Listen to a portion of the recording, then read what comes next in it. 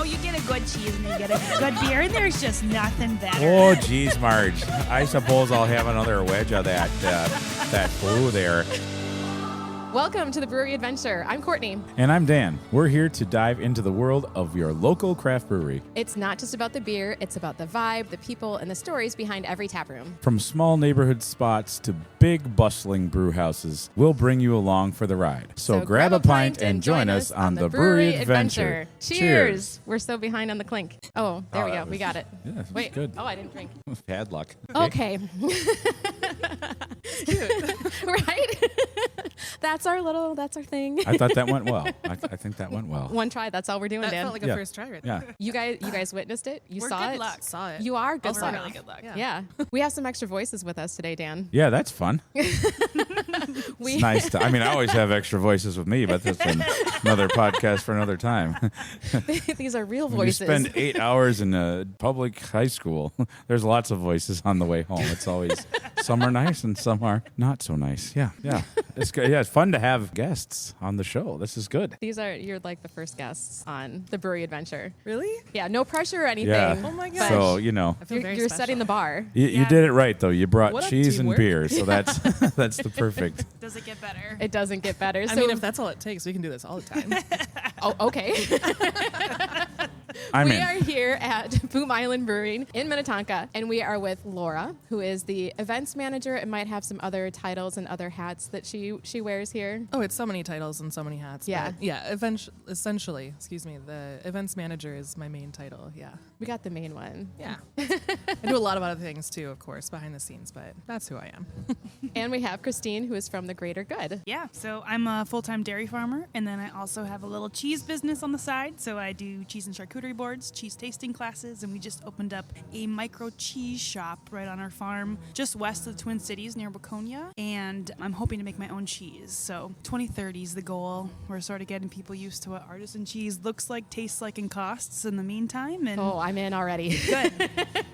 So Dan and I came to a beer and cheese pairing event here at Boom Island a couple weeks ago. It was absolutely amazing. I could sit here and talk about it all night, all the different kinds of cheeses that we had. Again, as we mentioned on the last episode, there was one pairing that brought a tear to my eye. There were tears shed. It was a happy moment. But we wanted to talk with both of you about how you do the classes, how this comes to happen. How did you start doing these classes here? Because I know that wasn't the first one that happened. And we also have this plate of cheese and all of these delicious beers in front of us right now. So there's going to be some sampling that happens tonight too.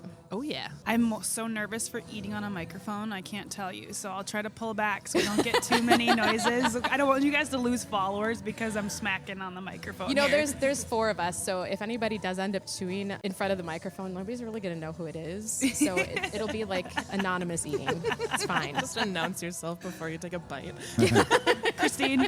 I'm coming in hot. What is that noise? Okay, it could happen. You could hear some chewing. It's cheese. Also a chance to loop in fine. the ASMR crowd. You Well, know, yeah. that's a big faction of the listening public. It's a whole right? new audience for us. Yeah. For better or for worse.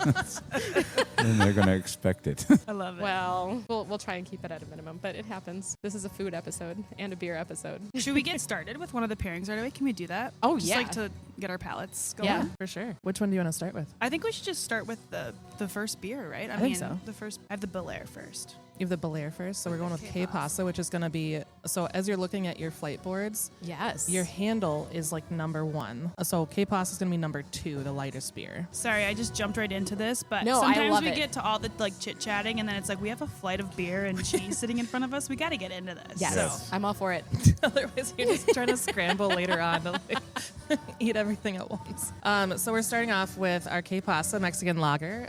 This is one of our most popular beers, also one of our lightest beers that we carry at Boom Island. Comes in at 4.7% ABV. Really nice, evenly balanced, a little bit corn-based. So you get a tiny bit of sweetness on there, but it finishes a little bit more dry, if you will. Really fun to pair with a lot of different things. Easy one for really any meal. Great for the summer, but also works really well for the winter without weighing you down. and I want to talk quick too about, for people at home that are looking to do their own cheese pairings or beer pairings or whatever it may be, the first step is to take a sip of your beverage. So in this case, we're doing beer. So go ahead and take a little sip of that beer. Really get your palate, used to that. So as soon as you take a bite of that cheese, because of the fattiness of the cheese, it's going to kind of coat your tongue and it's going to affect how the flavor of that beer is. So you want to try that beer by itself first. I love that. This is like my new favorite beer. This Pasa It's so good. I'm very It's obsessed really with good. that. And we're going to start off with the first cheese too, which is going to be this long whitish triangle with this orange on the rind. So that rind on the cheese is like the crust on a pizza.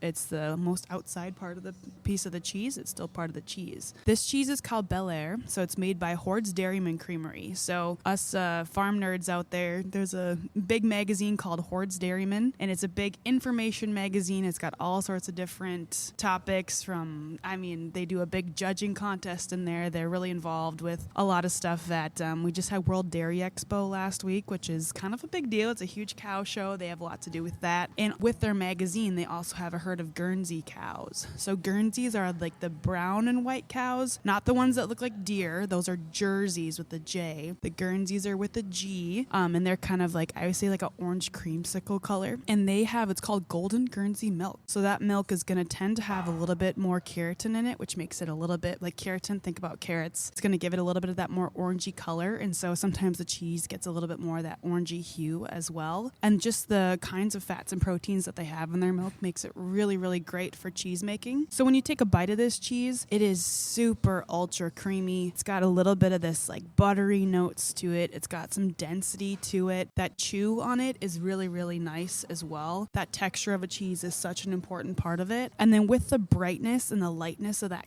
Pasa, I think that combo is just awesome. I was telling Laura earlier, I was getting almost like corn nut.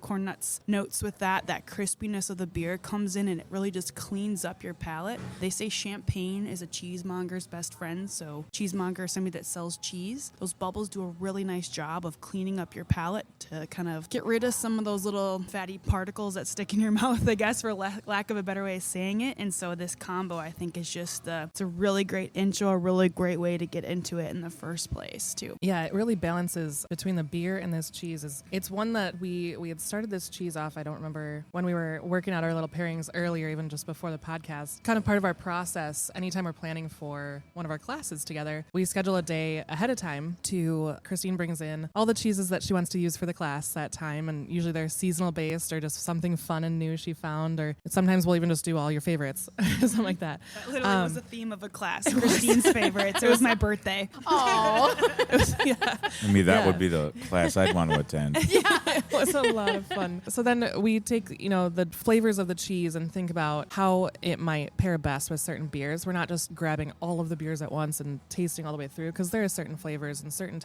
not textures of beers, but, dryness, juiciness, depth and stuff like that obviously are not going to work with certain flavors of cheese and certain, mouthfeels. But we kind of predict and choose 2 or 3 to try with it. Usually that is kind of the process that we repeat. And then as soon as we find one that they usually just end up singing to us, honestly. We just, we'll take a bite of the cheese, we'll take a sip of the beer, and we'll just look at each other like, oh my gosh. That's it. We got it. The one. Nailed it.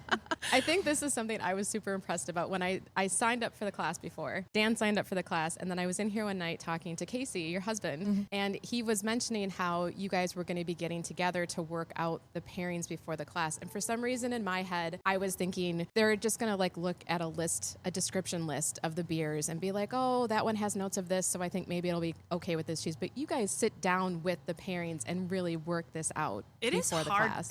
I joke that it's hard work that we have to eat cheese and drink beer, but sometimes they do throw us for a loop. Every once in a while we'll have a cheese, and sometimes it's this is good with about 6 different beers, because that's the beautiful thing about being at a brewery that you really love. The whole lineup of beers is good. There's not a bad beer in the bunch, and every once in a while we'll find a pairing that it's oh, something in there is not working, something isn't, but with the combo. But I mean, for the most part, we do actually, it's a really, you'll just have to happen upon us one day while we're doing it, and you can join in, because it's a good time. It's a very thoughtful process. It's not just just show up and we're putting random cheese with random beer. You guys really put work into this and think it through. It's awesome. Yeah, I mean, there's sometimes, certain pre-class meetings where it takes us, I don't know, maybe 20 minutes to find all 6 pairings, and it just goes fast because, I don't know, we got lucky or just made really, really conscious decisions. I don't know. And then other times it takes us like a good, I don't know, the longest has probably been like, what, an hour or so? Yeah. But half the time we're just having fun at the same time. I mean, the one time, so we get little sample glasses of the beers. And I mean, the entire bar was full of little beer glasses, like partially full. And then I'm trying to like organize them by like what it looks like on the, our organization system is, it's like, wait, which one's this one again? Okay, so let me smell it. And that's what it is. So yeah, but it's really pretty. Oh, we make such a mess. And then my poor staff has to go wash all those glasses. Luckily, it's a dishwasher, but. And I give them cheese, right? Oh, I mean, yeah. they're happy. They're They're Don't, let's not feel too sorry for us. Cheese is amazing. They love working those days because they don't know when it's going to happen. And all of a sudden, Christine walks in, and I'm here, and they're like, "Oh my God, is it cheese day?" Is it cheese day? We're like, "Oh yes," and we've got a lineup for you.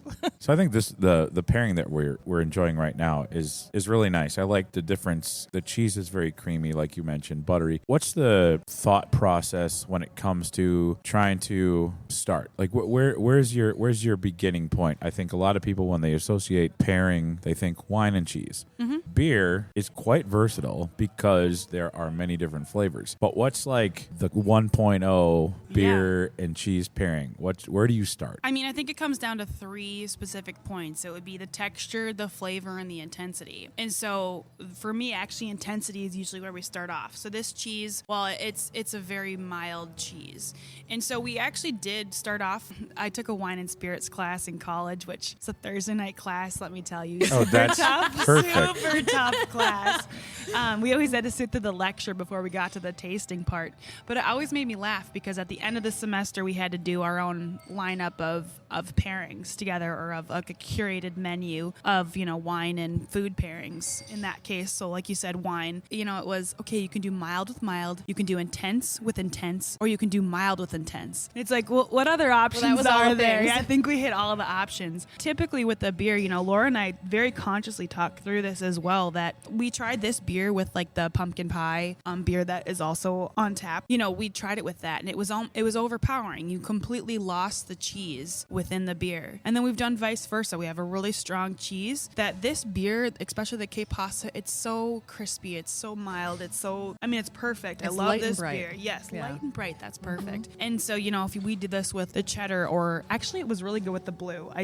That was what we did That with was it, a yeah. really good That was case super of good. mild with intense, Yeah. that they complemented each other perfectly. So Well, I'd imagine like the effervescence of this would cut through kind of like maybe the fattiness of the blue, and maybe did it accentuate the tang and funk of the blue cheese? but like in a really good way. Yeah, yeah. Like it had that perfect, it rounded it out in what I think is a really nice way. It actually made the beer pop as well. And I Yeah. think that's our goal is, are we trying to make the beer better? Are we trying to make the cheese better? Both. And Both, our yeah. goal is Good both. answer. Our goal really is both. Yeah, my favorite is when we find a pairing that, you can have the ones that complement each other really well, and then you have the ones that just blend, but then like they'll be separate when you're starting out with your bite and your sip, and then the flavors in your mouth just blend really well, but then they separate back again and bring out the best of each other. I think that's my favorite part, is finding those pairings that just all of a sudden commingle perfectly, but you don't lose either of them at the end either. And I think, it is important as you're going through this, if you're trying to do something like this at home as well, trying it is an important part of it. Like you were talking about, do we sit down with a list of here's all the flavor attributes? I have done that, and it has failed me spectacularly.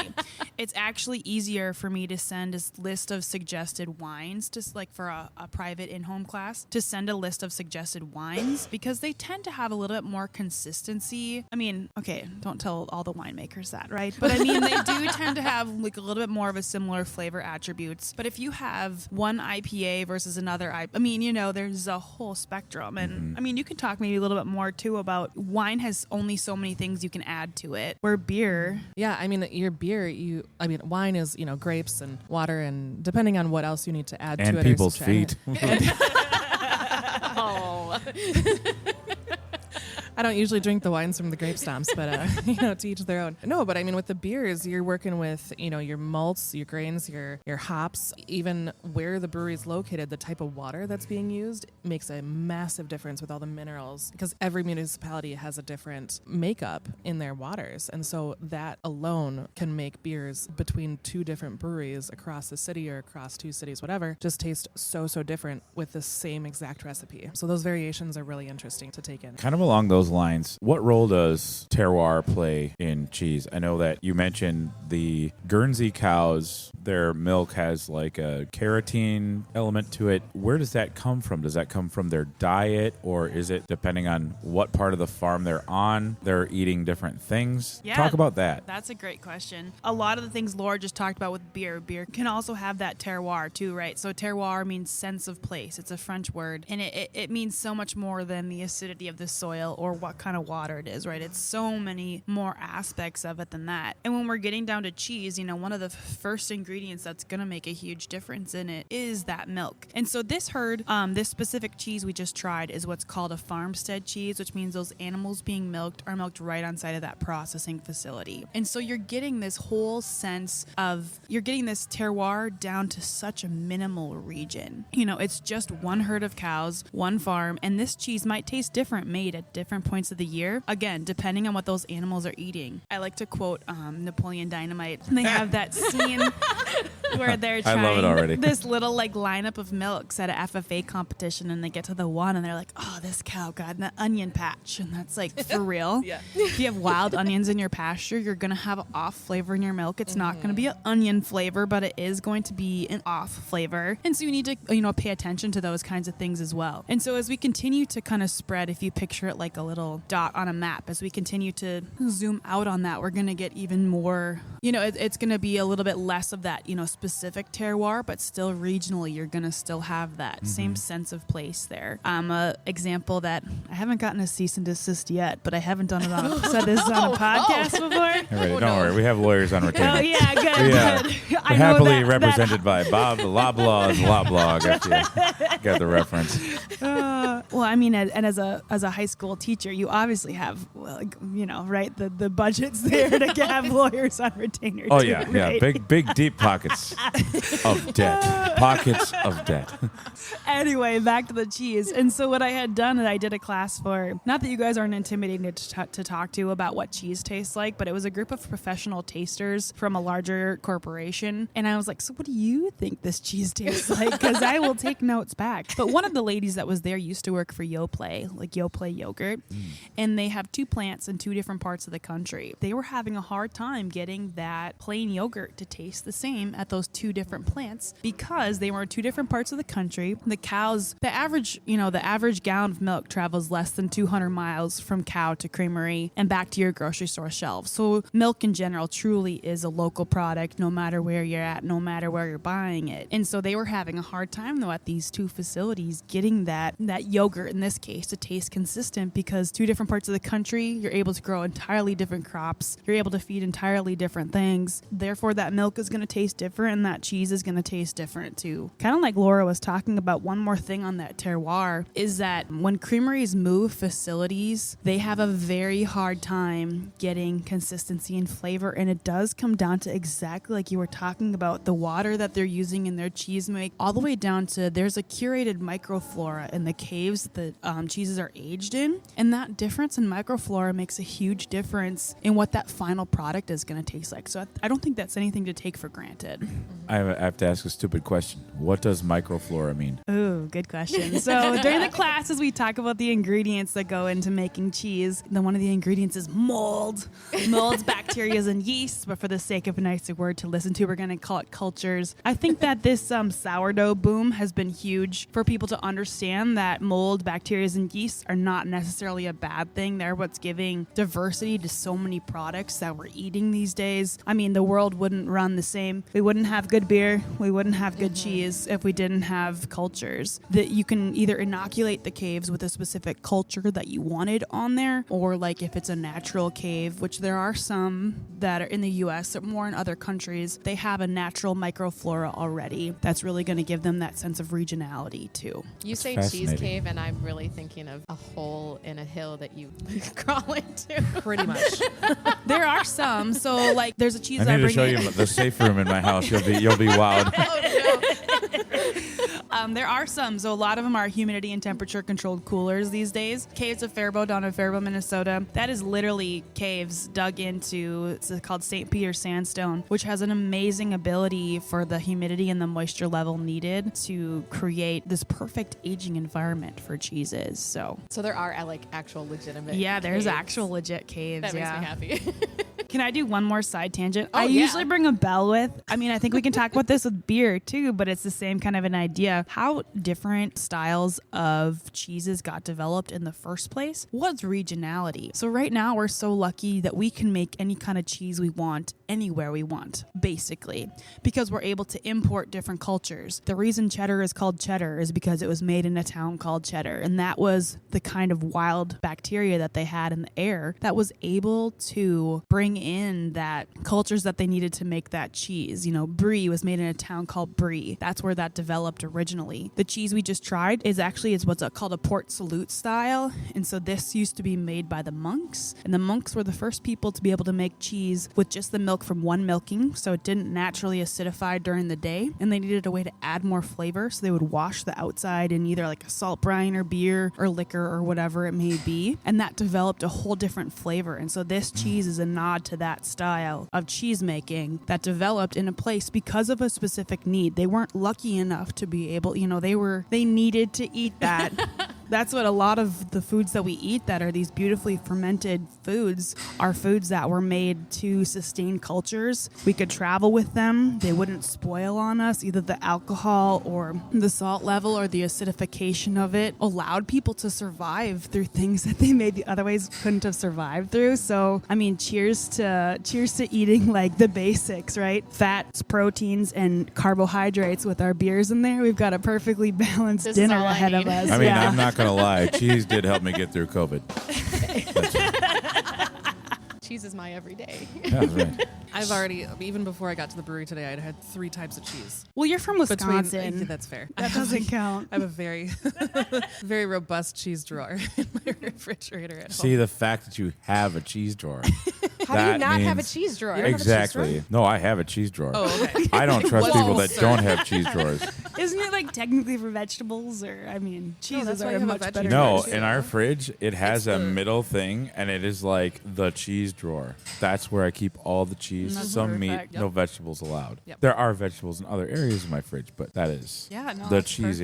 area. Should we do our next pairing, guys? Absolutely. I'm getting hungry. I like And that. also here's a tip that Dan gave me when we went to your class, because he saw me like just eating away at the first piece of cheese because it was so great and I kept eating it, and he like nudged me and he said, "You're going to want to save some of that.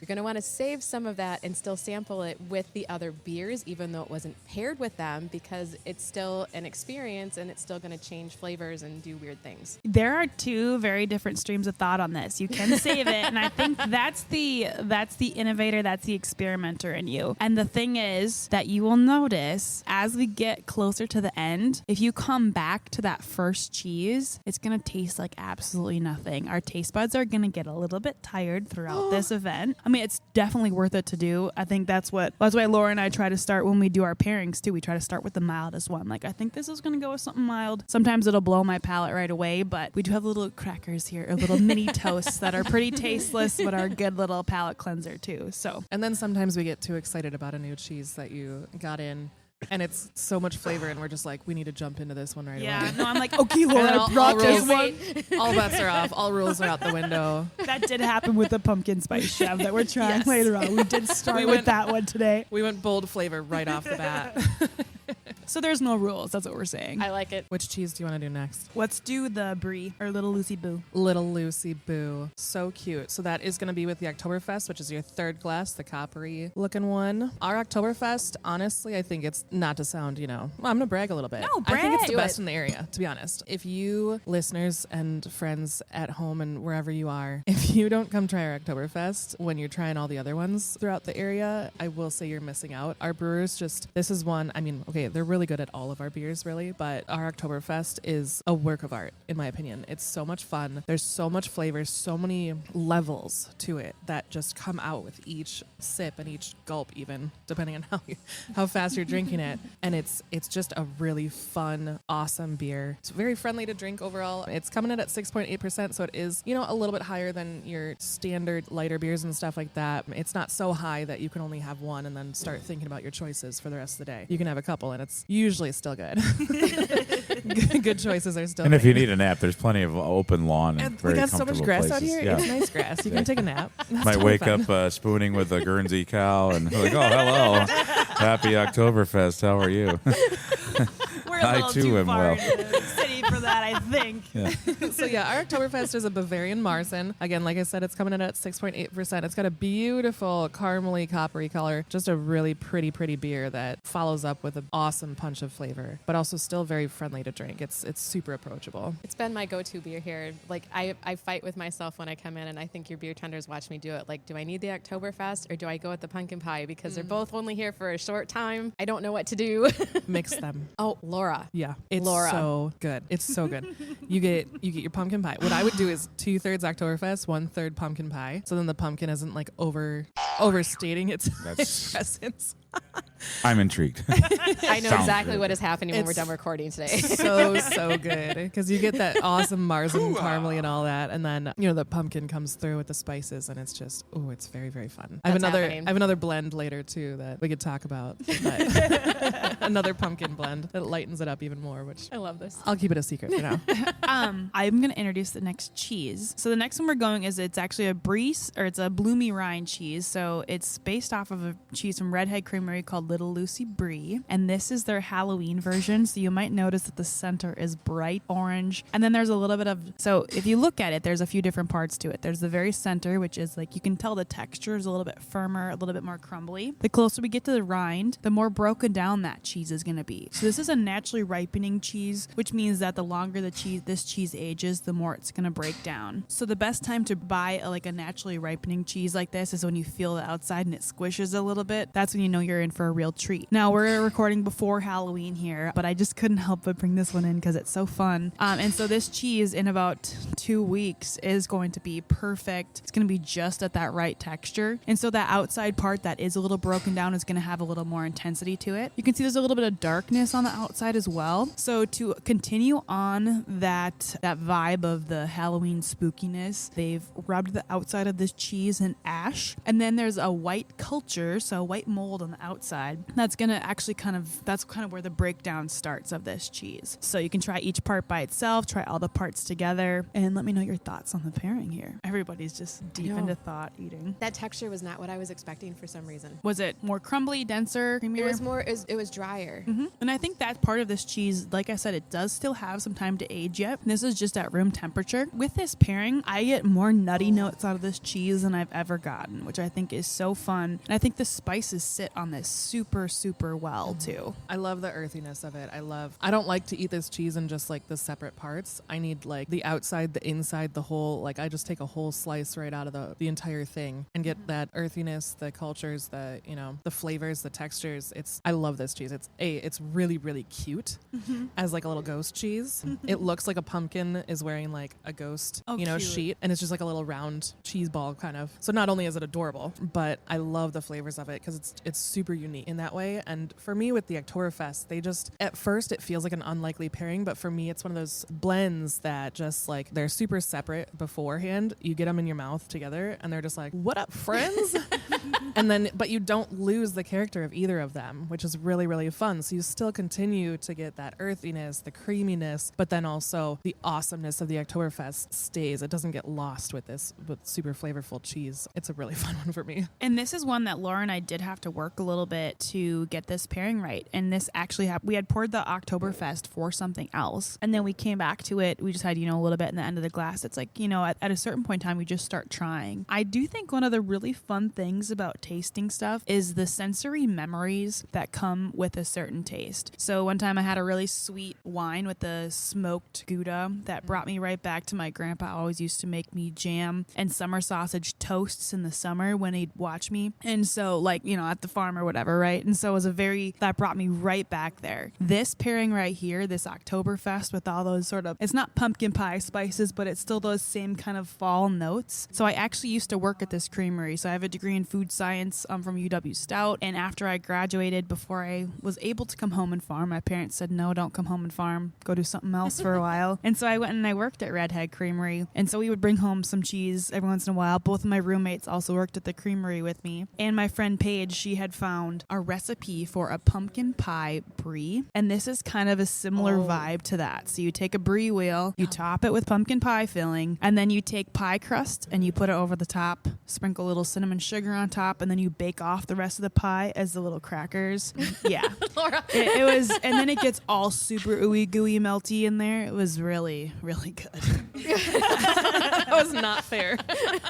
But that's the beauty of a pairing like this. It can bring you right back to a certain place and time that I just think is so special. And that's one of the cool things, too, that people don't talk about all the time. Food carries a lot of sentimental and emotional value as well. And it's fun to kind of be transported back in time sometimes, too. Oh, yeah. I definitely get a lot of memories from various pairings that we do. And I will say, though, even so, you had kind of asked earlier about how, like, Christine and I got started on, you know, working together and developing classes and stuff like that. So I used to work for Schramm Vineyards and Schramm House Brewery out in Waconia and Chaska. When I had started over there, Christine had already, I think, started doing classes anyway with, you know, previous staff, and I kind of took that over. And so we actually started off together doing wine pairings with the cheeses. And that was, of course, a lot of fun. And even though like wines can be a little bit more consistent, you've got fewer theoretically ingredients, of course, and things that go into it and other factors, but we still surprised ourselves with really, really good pairings that were like, yes, this one sings to me. And then there were other times that we were like, let's try it with this. Like, I think those two flavors could actually work. And it was just like, no.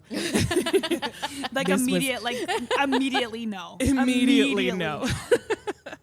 So yeah, when I came over to Boom Island Brewing, then of course I was like, okay, well, obviously we need to do classes here. And with our beers, they're so good and have such great body to every single one of them. A lot of good depth, a lot of fun flavors. And they pair with so many different types of foods and flavorings and all that kind of stuff. And so of course I was like, well, beer, of course. And cheese, duh. So we started up, our first class was back in what, February, I think, or yes, something like that. Yeah, I think that's right, because we did was the chocolate cheese with that first one too.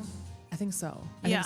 So, I mean, that was our first, you know, beer and cheese pairing and our meeting beforehand to plan out the pairings and stuff. Oh my gosh, I think we took up half of one of the main, like, sides of the bar with all of our, like, lined up little beer taster glasses. And we were trying to keep track of all of them and stuff. And I mean, we've gotten a little bit more efficient since then, but we still know how to make a really good mess out of it. That's half the fun. Exactly. Exactly. And I purposely don't, like, we have some of our, like, regular class attendees now that will ask, or the ones that haven't been able to make it to a class but really want to, but they know that we do these like pre-planning meetings for the pairings, and they'll ask like, when's your next one? When are you guys meeting next? And I'm like, on the 3rd, I'm never going to tell you, because otherwise we're going to end up with, you know, 5 extra people joining us, and which is fine. I mean, there's space, right? We'll make space for them. We did get a few attendees after that first class. I was a little skeptical because they always think, like you said, beer or wine and cheese, and they're like, beer and cheese. What do you mean? I think we went around sampling out cheese that first one, and we filled it up. So it worked really well, yeah.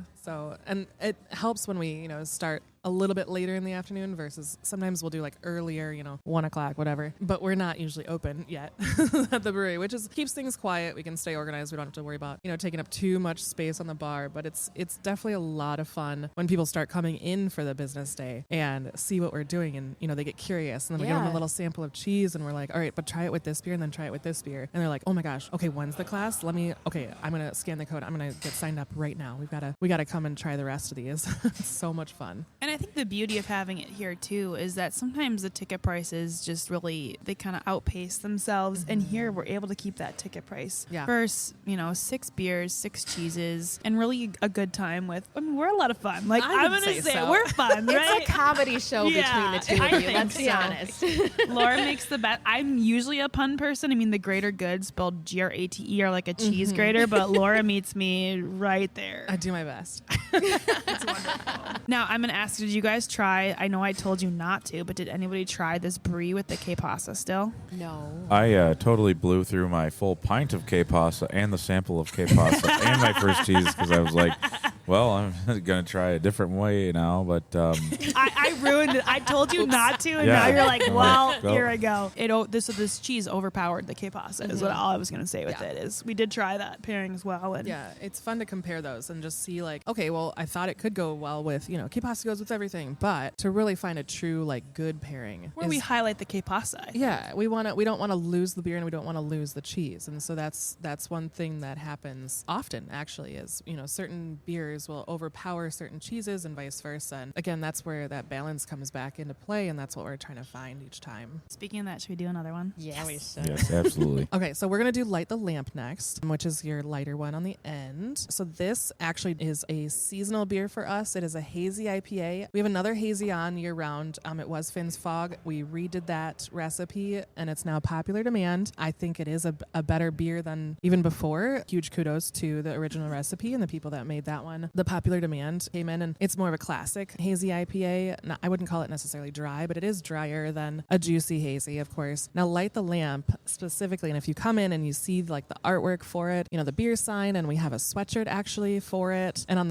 especially the can art, when you pick up a crowler of it, it is designed to kind of follow the Minnesota Wild hockey schedule. So I think their first like seasonal game is this week, right? And so we released Light the Lamp for this season last Thursday so that people could kind of get into it and really start enjoying this gorgeous, hazy, juicy IPA that's just so much fun and so much good flavor. It does come out at 7% ABV, so, around the Oktoberfest, but you still want to pay a little bit of attention compared to, drinking Pasas, which again are a little bit less than that. This is one of my favorite seasonal IPAs that we put out. It's just so much fun, and people are asking about it all year long. Anytime it's not on our menu posted, they're asking like, when's it next coming back? Even if it like just went off like the week before, they're like, when's it coming back for the season? We're like, well, you gotta give it a couple months. Like we have other beers to put on still. Like, I love it. We got stuff to try. So this one's a lot of fun, and this is actually when I poured myself a pint before we started recording. I poured myself a Light the Lamp because everyone else did Pasa, I believe, right?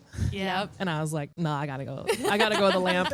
It's too much fun. It's so good. So that's what we're going. That's what we're doing next. Yep. And the cheese we're going to do this one is kind of America's sweetheart of cheddars right now. It's these little crumbles you guys have. This is called Prairie Breeze cheddar. Now, you guys did have this at the last class we did, but we do not have the beer anymore that this cheese was with. And this is a case of matching intensity, but in a very unique way. So this cheese, it's a crumbly, crystally cheddar. You guys might notice it had these little crystal spots in it, and those are called tyrosine crystals. They're a little protein or a little amino acid that as that cheese is aging, as those cultures were doing their job and breaking down those fats and proteins, there's a little chemical reaction that happened there, and it formed this little crystal as a byproduct of that. So this cheese is aged for at least 9 months, made at Milton Creamery out of Milton, Iowa. So they source from farms within about a 30-mile radius of their creamery, and they're actually a Mennonite-run creamery, and a lot of the farms that they source from are Mennonite and Amish-run farms. So a little bit, more old school, and their styles are a little bit more old school with that. But this cheddar, so if you have like a British cheddar, it tends to be a little bit not as sweet as the American cheddars are. We have a sweet tooth, and this cheese I think plays perfectly into that. You can get some of those kind of like canned pineapple notes, and that was when Laura was like, should we try it with Light the Lamp? And then she's like, it's a little fruitier, than some of the other, because we had tried this with IPAs the last time too, because usually I like this cheese with an IPA, and we had some not great pairings. Yeah, it just didn't line vibe up quite well enough. And no. This, honestly, the Light the Lamp, the sweetness in it, the fruitiness, just really helps bring out those extra flavors. And I love it with the texture. I think the texture of the cheese works really, really well with the mouthfeel of this beer. A lot of fun. When we paired it for the last class that you guys were at, we did it with our Dark Horse Porter, but it was the flavored one called Man of War, and that was the chocolate coconut version, which was very, very fun. We actually, as Christine said, we had a really hard time during that pairing meeting finding one that worked for this cheese that just from our menu that we hadn't already paired with something else. And things were good with it, but nothing was. I mean, this cheese is excellent. Like, this is really an excellent cheese, and we didn't want to do a disservice to it either. This is literally one of my favorite cheeses. Like, every time I see you at a market or, you bring it in for a class, I have to get myself a good square or two. It's just such a fun cheese. And I always love cheddars, and I love unique cheddars too. And this one is just excellent. It's just cheese excellence, if you will, like embodied. It was this pairing last time that made me cry. Was it? Yes. Gosh, it was that good. cheddar with the Man of War Porter. Did it give you pina colada vibes with that coconut and the pineapple? Now I'm just like overthinking that. I think there was a lot more chocolate in that porter than there was coconut, I think. This cheese with a crunch bar is also a crunch bar is also amazing. Those little crunchies in there. Oh, I could see that. Yeah. And a Heath bar, those little caramely bits in there. So, I mean, I'm guessing. Not that I don't know. That regularly, not my regular. I know officially or anything, but no, this one's really fun. What do you think of it with Light the Lamp as opposed to the porter? It's such a different beer than last time. She's not crying. I'm not crying. I don't expect you to. That's fine. You can hold it in this time. That's fine. It was a moment. But like, also how much it's still really, really good. It's totally different. It makes everything taste totally different. Now I would hold on to, I mean, we got a good couple chunks of this one, and I don't remember if before we came over here if I did try it with the regular Dark Horse, because that's going to be our final beer for this this round. Hold on to a chunk of that so that when we move on to the next beer, that see what that difference feels like. I did not try that. I don't remember if I did. No, I know I didn't, because I thought that Dark Horse was amazing, so I drank the whole thing.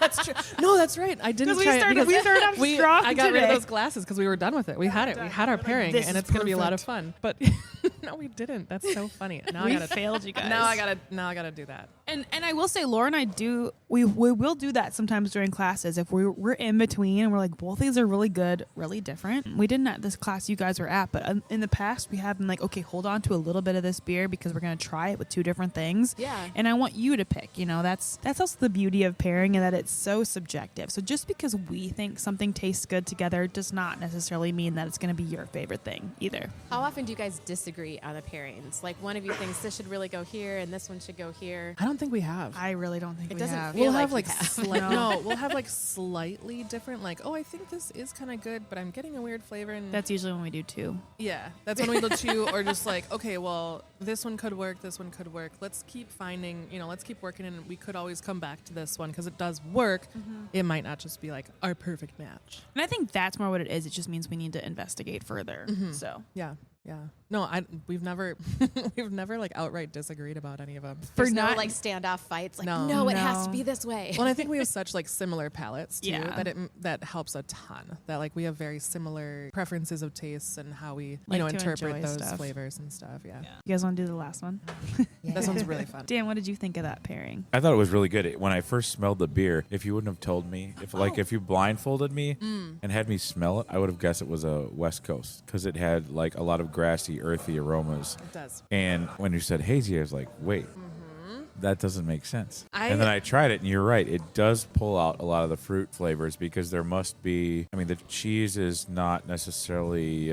It's not dry, but it's like. No, it dries your mouth. I would agree. Yeah. It's so a cheddar tends to be a little bit higher in acidity. Okay. And like when we Yeah. have that Bel Air, that's like a pretty close to neutral pH on that cheese. Okay. And then whereas this Prairie Breeze cheddar, so what a cheddar is doing is you're holding a cheese at a specific acidity, and so it does have more of that punchiness, which is gonna just dry your mouth out. So Yeah. you're totally on point there. And I think it did bring out more of the juiciness, but the beer on its own isn't. When I think hazy, I think ripe mango, I think tangerine, I think supreme of a really perfect navel orange. That turned this beer into like a hybrid East Coast West Coast beer, which was kind of fun. Yeah, it brings out a lot more of like the lighter citruses, right? So Yep. like, Yeah. a little more lemony. You might get a little more melon in there versus tangerine or something like that. Yep.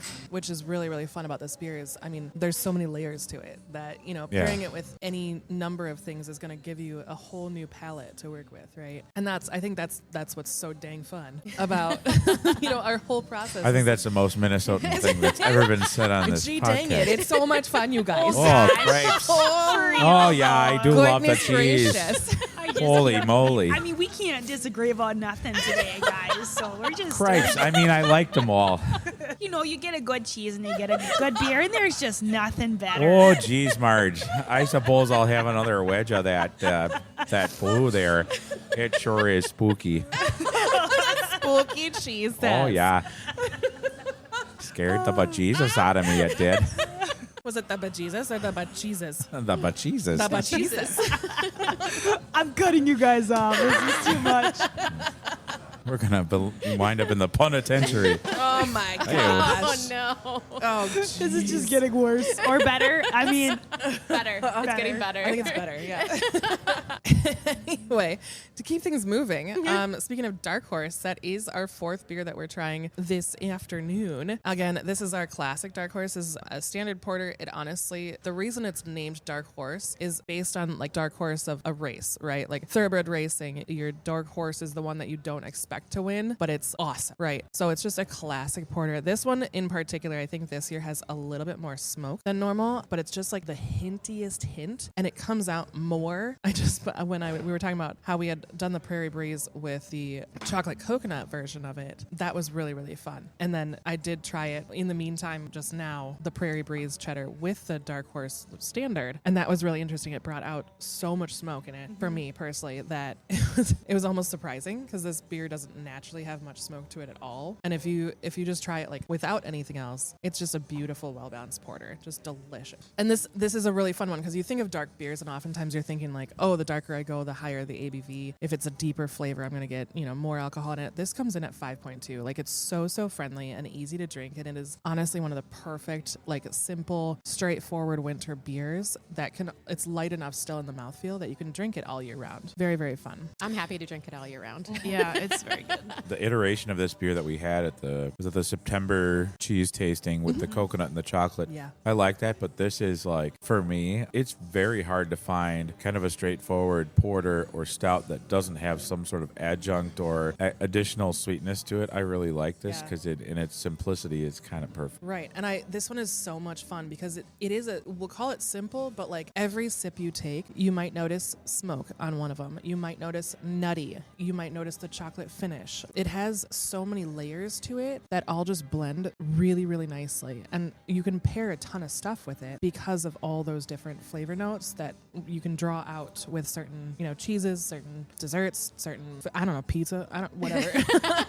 It's going to be good with so much stuff because it offers such a wide range of flavors within this just beautifully balanced beer. And I think the beauty of it too is it's not too bitter. So I don't know if anybody else I got COVID in 21. I lost my sense of smell, which was the scariest thing for someone that does what I do. So I completely lost my sense of taste. I do remember, I know we're talking about food and beer here. I do remember the exact moment that I was like, I can smell something again. And it was when I was scraping manure paddles in the barn. And I was like, this is a strong enough scent that it was bringing me back. But it was good sensory training. Oh, yeah. But after I lost my sense of smell, though, and taste, I came back really sensitive to bitter. That was something that really hit me hard. It took me a long time to get back into even coffee. I love black coffee. And what I like about this beer, it doesn't give me that bitterness. It gives me coffee, but not that bite or that dryness. It's not too acidic. No, it's that like bitterness to it that I don't get that. It's like very smooth still, which I like. Did you try it with the Prairie Breeze, guys? I did, and it was so good. It was so good. It was so good. Yeah. So good. Yeah, but, that was really good. Missed opportunity, but well, compared to what we have with it though. yeah. So that is your the coffee, the creamer in your coffee is the Prairie Breeze with that, and then go ahead and try it now. So the last cheese we have is a pumpkin spice chev. So this is made by LeClaire Creamery out of Malone, Wisconsin. This is a goat's milk cheese that does have that pumpkin spice. I mean, 'tis the season flavor with that. And This is so good. The cheese is so good. This pumpkin, I love anything pumpkin. Unapologetically love pumpkin. I know a lot of people listening to this are craft beer people, and they're like, pumpkin beer is not my thing. Well, you're all wrong. All 97% of you are wrong. This is so good. Yeah. Now give yourself a little sip of that beer with that too, because it's like we were talking about Midwestern desserts before. Now, would you like me to make some coffee for your pumpkin pie? Because that's what's happening right here. It is just this like great creaminess with it. It brings out a whole creamy level of the beer. I'm watching Good Courtney. Lord, There's that tears. is there's amazing. tears. Do you see them? Is it? That There is Yes. amazing. Good. Yes. Holy crap. Now, My God. So you can see why we didn't do it with the Prairie Breeze, because this was, It I mean, was we tried this. Oh God! Well, we started off with pumpkin pie, which is our award-winning beer. Our pumpkin pie autumn ale is a pumpkin spice, just beautiful amber ale. I talk about it all the time on the podcast. Thank you. It just to refresh everyone's memories for those of you that have or have not listened to the podcast before or are not familiar with our beer, but our pumpkin pie actually won Best in Show in the entire 450 plus beers that were submitted to the Minnesota Craft Brewers Guild competition back in March, April. This spring. Somewhere in there. I'm trying to think of when it was. Yeah. And it won, in its category, of course, but then it won Best in Show, too. And that was just mind-blowing to us that, we know it's a good beer. We know it's so delicious and beautifully balanced. It is dessert in a beer, and it is so good. It does not work very well with this cheese because it's too much rich with too much rich. It overpowers themselves, honestly. And it brought out this acidity in the beer that's not there. Yeah. It's not there, and the cheese shouldn't bring it out. It was wild that it didn't work. Yeah, and that's where some of those, where we get into some of these pairings that we're like, well, this should work with this. And then you get into the actual pairing and you're like, oh, something's coming out that's just not. Yeah. This And balance- sometimes it's the aftertaste, too. Like, you have to give it a second. Yeah. Because how it sits in your mouth is a huge part of the process as well. Oh, yeah, for sure. This pairing sits in my mouth very nicely. This finishes so nicely. good. And that's our goal, is for you to, when you're done, swallowing. You shouldn't want to. Okay, you're gonna have a button for this. Sorry. When Hold on, I think I when do. it That's- is, oh Lord, There you go. what noise am I gonna? Yeah, that's That's what I was looking for. Sorry. Okay, so after both the beer and the cheese have passed through your mouth, Is that better? That's even worse. oh no. Ooh. Anyway, the after, the progression afterwards, you want to have it lingering in a good way, right? And that's our goal, is to start off great, middle needs to blend nicely, and then you have a really nice aftertaste throughout the rest. So that you want more. Yeah, I mean, you want exactly. to You take should- another bite, and you want to have another drink. And I know that happens when my mouth starts watering because I want more cheese and I want more beer, and I want those two together specifically. And this just, between the pumpkin chev and the dark horse porter, holy moly, these just pair so well. And the pumpkin pie autumn ale just didn't provide that as much. it was already there, and it didn't It was already need there. it. Yeah, Right, there wasn't right. really any blending to do of flavors because both flavors were. You get a little bit of cheesecakey, almost cream cheesy with the cheese, and so that provides a little bit more of savory and creaminess that the beer doesn't, have. Duh, it's beer. But the combination of the two just wasn't there. Whereas then we were like, okay, well, let's try it with the dark horse, and this is just a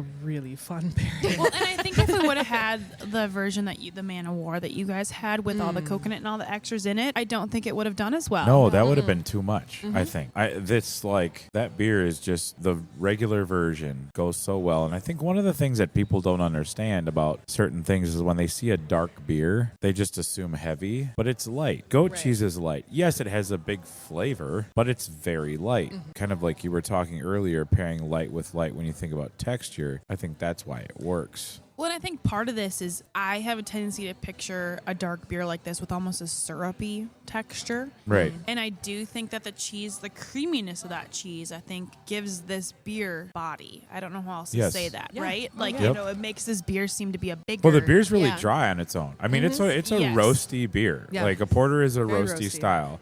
We've become conditioned because if you've been into craft beer for the last 5 to 7 years, most places are dumping all sorts of adjuncts into their stouts, and they're kind of bastardizing the style. A pastry stout has a place for sure. Yeah. But I think they've become so widespread that it's like now people, just for the same reason why people crave a West Coast IPA now, is because you can't find them anymore. And now it's kind of the pendulum is swinging back a bit. I think there should be room for both. Like you should have, hey, you want an adjunct stout? We've got that. But we also have this traditional, like a drier stout or a porter, which is kind of like the best of both worlds, in my opinion, to go with something that's not as heavy, that can like really kind of complement it, or as opposed to if we drank this with a pastry stout, that would just like stomp all over the pumpkin goat Absolutely. cheese. And I think I love when you can like basically you're getting back to basics, right? Yep. We've got a straightforward hazy IPA. We've got a straightforward West Coast IPA. We've got a straightforward Mexican lager, a blonde, a porter that isn't, it's just telling you, hey, I'm here. It's me. This is me. I'm not wearing a costume. I'm not wearing a ton of extra flavors. We tried that. We did some rotating, throughout the summer and stuff, and that was a lot of fun. And they were great. And they're so Yeah. good. They were so good. As soon as I heard that our, just the regular Dark Horse was back on, I was like, yes, just that classic. You let the beer speak for itself. That's the beer I want to drink every day. The Man of War is like something I'll have like Yeah. once in a blue moon, but like give me a roasty porter, 5.5%. Yeah, back to Absolutely. basics. Bring it Absolutely. right on back. Give me the straightforward porter Yeah. that just, it holds its own. It doesn't need any more. Well, I think that's one of the things my boyfriend and I were talking about, that we're like, I wish this place was like 10 minutes from our house, because I'm a little bit further out. But it's because you can try every one of these beers is one that I want to come back to. Like, I tend to navigate to the Pasa because I can't find that. Anytime I come here, that's what I tend to start off with, at least, or finish with. I don't know. It always tends to be in my rotation somewhere. But overall, it's all beers that are just like very well balanced. And I think that's a huge part of it. Yeah, Christine, here's the problem. When you do live that close, because I clocked it today, it was 7 minutes for me to get here. that is convenient. The problem is when you come in, you have so many great options to pick from. It's paralyzing. Yeah. Absolutely paralyzing. Decision fatigue happens. I want them all. quickly. It happens to me all the time. And of course, I'm here nearly every day. Yeah. And I'm like, I want a beer, but then I stand in front of the taps like, but what do I want? Yeah. Gotta I close can't your decide. eyes and point. Like, again, I do want to give a huge shout out to our brew team, because they are just so exceptionally talented with years and years in the industry, and they have very particular standards for the beers that they put out. They won't put a bad beer out. They had a batch last year, I'll say, that it was a little questionable, and they were like, nope, this is not the quality that we are going to put out. It didn't ferment quite right, and it wasn't the quality of beer that we hold ourselves to. And I think that's a huge, we're okay with not putting a beer out. We're okay with not using a batch if it's not going to be something that we're proud of, like genuinely. And Absolutely. so I think between all of them, their palates and their noses for the beers are just so fine tuned. Even I'm always a positive, I try to be a very positive person, and I let them know, like, if there's a weird flavor to it, I'll try and say it in a nice way, and they're like, stop being nice. Stop being nice. Just be straightforward. I'm like, all right, well this is weird.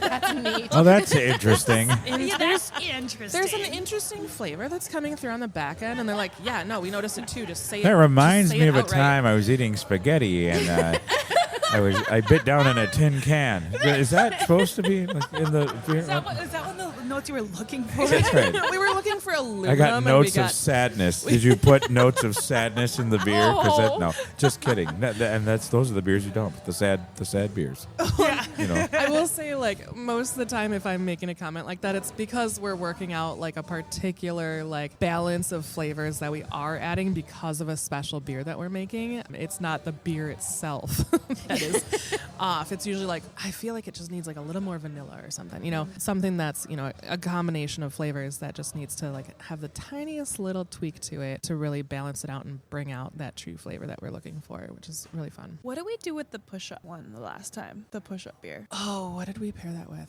Was that with our group? No, it wasn't. No. It was No. a couple times ago, and I just keep. It was before we released it. Yeah, it was before like, we got officially like released like it. from the tap. It was from the Bright Tank. I pulled out pictures from the Bright Tank Talk about before what that it was beer is, kegged. though. That So the push up is it's a hazy IPA with orange and vanilla in it. It's essentially a creamsicle, but in beer form, or like you're chasing after the ice cream truck and getting those push pops, the orange ones. Yeah. And then you turned it into a beer, and that is this beer. And it's, oh my gosh, it's so delicious. It is like the ultimatum of summer. We And ended we up. did it with the triple cream brie That because I think sounds it was really like familiar. ice cream. Oh. Like it was literally Oh, like it was wow. literally like a Like push we pop. made like an orange float. Yeah. Right? Like Yeah, I it was think like a that's root beer what it float, but was. with like Yeah. orange cream. Yeah. Oh my gosh, that was so much fun, and Was it was it- fun for people to get that like preview before. Like we weren't releasing it for another at least few days, if not like a week or so. And so yeah, they got fresh from the bright tank, and that was really fun. It was a bummer that some of them couldn't actually take it home right away, but then it, You have to come back. they got to come back. That's they the got best. to take it in That's the best college, marketing you know, thing. Exactly. You know, like, oh yeah, Oh, there was planning it's to not on this. Oh tap yeah, yet. it was intentional. Come back in a week and a half It and was drink intentional. all you want.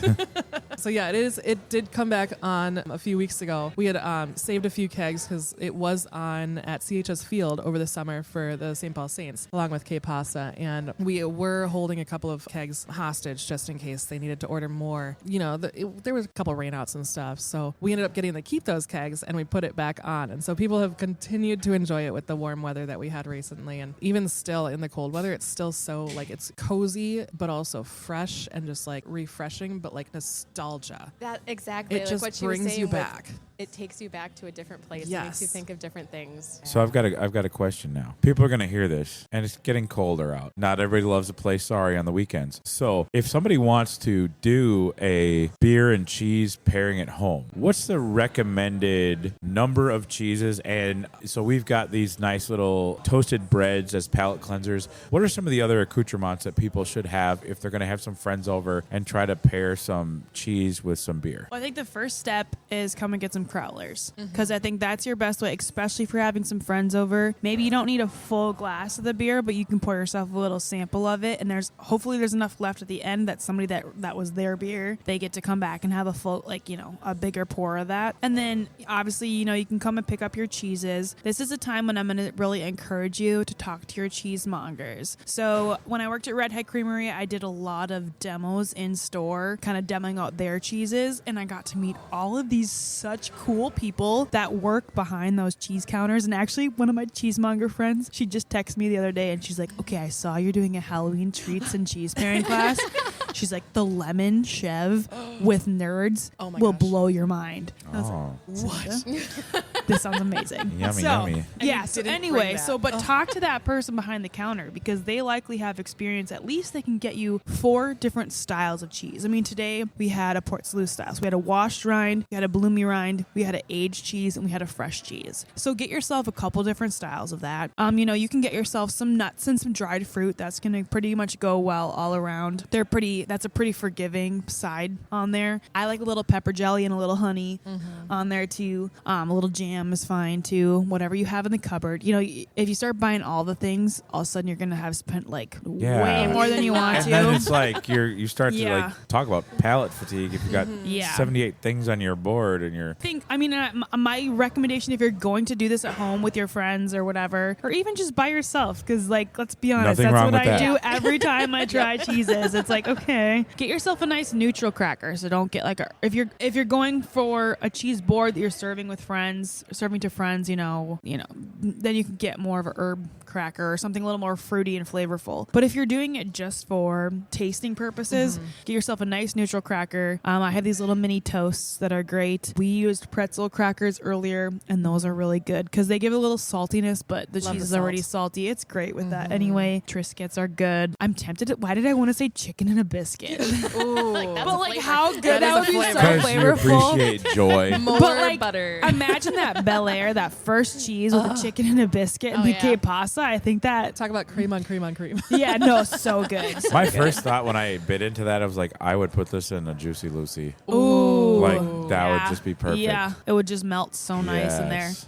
Where's one of our burger trucks when we need them? Yeah. But you can always get their pizzas, which I do Oh yeah, think. the pizzas are Yeah, real somebody's good. Somebody cooking one ordered right a now. pizza. I know, it smells Smell so it right good. Like, And I love that those pizzas they're fresh. They're not frozen pizzas like you normally get in tap rooms. Our pizzas are delivered fresh twice a week, and it is the freshest ingredients from a local, like lunch cafe, classic, authentic Italian chef that's making them. Yum. He visits his family in Italy every single year. Oh. Like it is real real deal, all like from scratch stuff. It's so love good. that. The next class here, the next beer and cheese pairing class here, when is it? We've got that going on Friday, November 7th. Tickets are live right now. Last I looked, we've already sold a few, and the space is limited. So you can find those tickets on our website through our events calendar. Just go to boomislandbrewing.com and click on, I think it's just events calendar is honestly the button is what it's called, but you can't miss it. How'd you come up with the name?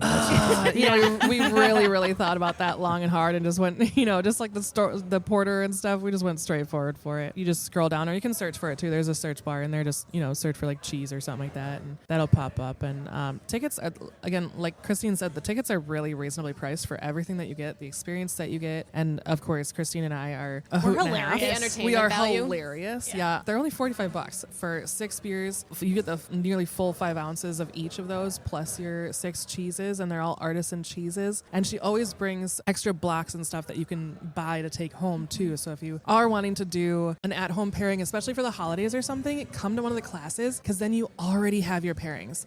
They're all lined up for Yeah. you. We did the tough work. You just have to take this stuff home and go impress your friends and family, because you can grab our crowlers to go. You can get full glass growlers if you want. We've got really cute designs on them. Our newer logo is on those new ones. That's really fun. But that way you can pour out samples, but then you have enough for people to enjoy like full glasses later too. So honestly, that's like the easiest way to actually host your own tasting at home, is come to one of the classes and then take home your favorites, or all of them. You could do all of them usually. Sometimes we use like a nitro or something. Yeah, sometimes we're not quite as accessible. Oopsie. Sorry. But it just That paired makes it so even more well. special. It does. Yeah. It just paired so well last time. Yeah, so honestly, that's my biggest tip for doing your own at-home stuff, is attend one of the classes, and then we did the hard work, you just take it home. And we do classes about every other month. We slow it down a little bit in the summer just because everybody's so busy, and we're both busy too. We don't have anything on the calendar yet for 2026, but I know we will. Right? Oh yeah. Okay. Sure. Yeah, we will. You know it. You betcha. I will say I did take one of every cheese home with me last time. Yes, you did. I did as I well. did. Yeah. And the problem is they're sitting in my refrigerator, and I see them every time I open the door, and I think I need like a special occasion. No. Just enjoy them. to just bust them open. Yeah. A special occasion is the they're day so ended good, in a though. Y. Oh. That's the special occasion. I think right. that's the hard part, though, is like we do get these special foods and these special Yeah. cheeses and special beers or whatever, and we're like, when am I going to drink this? Like, when's a good day? Like, I want it to be important. Sometimes just a Tuesday is a Treat good yourself. day. Just a Tuesday. Treat yourself. Guess what I'm doing next Tuesday? Are you opening cheese? Tuesday's going to be Tuesday. Yes. Love that. Love. Christine, where can people find you if they want more information about Greater Good? Yeah, so they can follow me on Facebook or Instagram. So it's The Greater Good MN, and that's Greater spelled Grater, like a cheese grater. Or you can check out my website too. So again, thegreatergoodmn.com. And so obviously I want you guys to come to this class because it's very fun, but I do have all sorts of other classes too, or if, whatever. I like to come here though. Laura's giving me, she's It's a lot of fun. glaring at me. No. Just kidding. I I'm just kidding. love that you host all these different classes. Yeah. Because it really, not everyone is into beer, right? And so to have the opportunity to try cheeses with mocktails even, or candy bars for around the Halloween and Yeah, stuff the Halloween like that. one's gonna be fun. Wines, and do you do like, did I see a coffee? I've done coffee. I've done hot was chocolate. interesting. I've done what was the other thing? I did one time. I did a mom and or a kids and me class, and it was for parents to bring their kids to. And I did like fruit snacks, goldfish, like I think I have veggie straws, all sorts of wild stuff in there too. So I try to be accessible and try to find a place for everyone. Yeah. So What's a good cheese to pair with bourbon? with bourbon, Yeah. if I had to pick from what we're just trying right now, there's. Honestly, all 4 of these would offer such a unique experience. My first thought was that Bel Air, because a bourbon is going to be so sharp on that Right, first, and yeah. you want something that all those flavors can really sing on. Yeah. And so that Bel Air with that fattiness and that creaminess. I'm only one of like 3 cheese shops in Minnesota that carries cheese from Hordes, so that's kind of fun as well. Like that's not one you okay. can find a lot of places, but I do think that Prairie Breeze would be interesting because I I think was thinking about that. there's creaminess, there's that crunchiness, but then there's all those other flavor notes in there too. So this is a time where like I literally encourage you just to go and experiment for yourself too, because it's hard to know until you try it together. I think I'm going to go on a bourbon cheese side quest. I'll report back. how that goes. I do have a distillery class, so I'll see you there. It's next week. Ooh. Love. I have a few of my my cheese fans that have been to so many They classes. follow you around. They It's follow me so around, fun. and- Cheese groupies. They are. They're love my that. cheese Seriously. groupies. But like they are Megan, I love Megan. So she has been to literally 12 classes, I think, because she's like, the fun part is I get to go to all these places that I maybe never would have been before. Yeah. So there's people that have like, they're like, this is my first time at Boom, and they're like, I'm coming back because they like the atmosphere, they like the vibe, they like the beer. So it's a fun way to get to find your next favorite spot too. Is there like a punch card for going to all these different classes? No, Oh my gosh, I That would be It really would be a should. punch wheel Yeah. of Punch cheese. wheel. Like, Oh, that'd yeah. be good. Where's your Oh, hold on. Hey. Oh, there it is. Thank you. Yeah, no, and I do have new sweatshirts coming out that are gonna say the Greater Good School of They're Cheese. so fun. There, so it's Really it's like cute. looks like. Well, I was trying to decide. So I went to a state school, and this sweatshirt looks more like a Harvard sweatshirt. But I didn't choose a state school sweatshirt this time. But it's a pretty bougie looking sweatshirt. So It's really cute. Very I cute. love it. Well, November 7th, I know where I'm going to be. I'm going to be back at Boom. I hope you're coming. I'm going to drag you with. We're coming that's back. fun. It's We'll happening. both be here. So. Yeah. Yeah, you don't have to twist my arm hard to get me to enjoy some beer and cheese and some laughs. So that's Oh yeah. that's great. It's time well spent. I have to go home and milk cows. So at some point in time, we do have to end this year because I'm going to be able to hear them mooing for me pretty soon. And we have initials games starting at 6:30 every Wednesday. I don't know what time it is right now, but Sue's Oh, already yeah. setting up for it. So Is this our Minnesota nice way of being like, I gotta it's go. time to go. I suppose.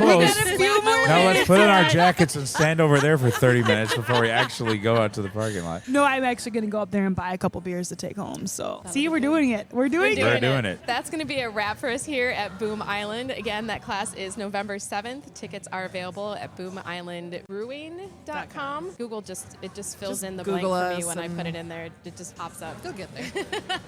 November 7th will be the next tasting class. We'll be here. It'll be fun. I have more cheese that I need to eat right now. Yeah, that's a good problem to have. I had Dan. no self-control today. you, Fine. you were done. I was looking forward to this all day long. Yeah. Dan, where can people find you? You can find a 1 pint stand on Instagram, Facebook, Blue Sky, Mastodon. Just search up a 1 pint stand. If you want to read my written content, you can go to a1pintstand.com. That has podcast episodes, beer events, all sorts of fun stuff that you can keep tabs on. And again, the Brewery Adventure is on Instagram, and our website is thebreweryadventure.com. Make sure you put in THE in the front, because otherwise you're going to be on a different adventure and it won't be with us.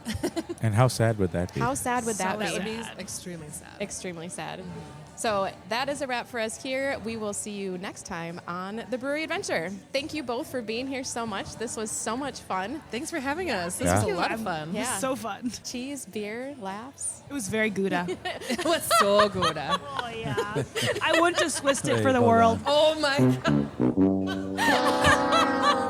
She's been saving these up. I amuse myself. Oh. I only get cheddar from here. I'm gonna need you to bring it back in a little bit. I couldn't monster myself to do that. Should I go over the obvious? You're chasing so hard right now. I can't help it. It's just such a great opportunity. We gotta end it there, right?